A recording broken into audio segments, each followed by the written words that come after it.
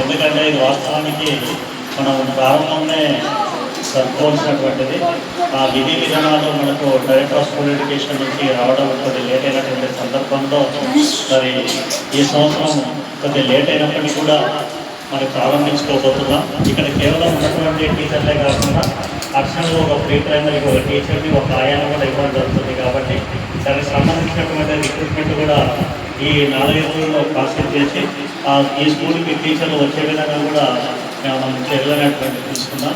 ఇక్కడ pre primary స్థాపించుకోవడం అనేటువంటిది చాలా సంతోషం. ఎందుకంటే ఆల్రెడీ ప్రైవేట్ పాఠశాలల్లో ప్రీ ప్రైమరీ స్కూల్స్ ఉన్నాయి కాబట్టి మన దగ్గర ఎన్రోల్మెంట్లో కాకపోవడానికి కూడా అదొక కారణమైనటువంటి ఉద్దేశంతో ఎక్కడైతే తక్కువ ఎన్రోల్మెంట్ ఉందో అక్కడ ఎన్రోల్మెంట్ విస్తృతంగా చేసుకోవాలనేటువంటి ఉద్దేశంతో ప్రీ ప్రైమరీ కాన్సెప్ట్ అనేటువంటిది గవర్నమెంట్ తీసుకోవడం జరిగింది. కాబట్టి ఎక్కడైతే ఈ 59 పాఠశాలే కాకుండా భవిష్యత్తులో కూడా మరి అనేక ప్రైమరీ పాఠశాలలో ప్రీ ప్రైమరీ క్లాసెస్ అనేటువంటి స్టార్ట్ చేసుకోవడం జరుగుతుంది. కాబట్టి అంతేకాకుండా మరి వచ్చినటువంటి విద్యా సంవత్సరం నుంచి కూడా మరి పాఠశాల విద్యాశాఖ మరి టెక్నాలజీని కూడా అనుసంధానం చేస్తూ ఉంది.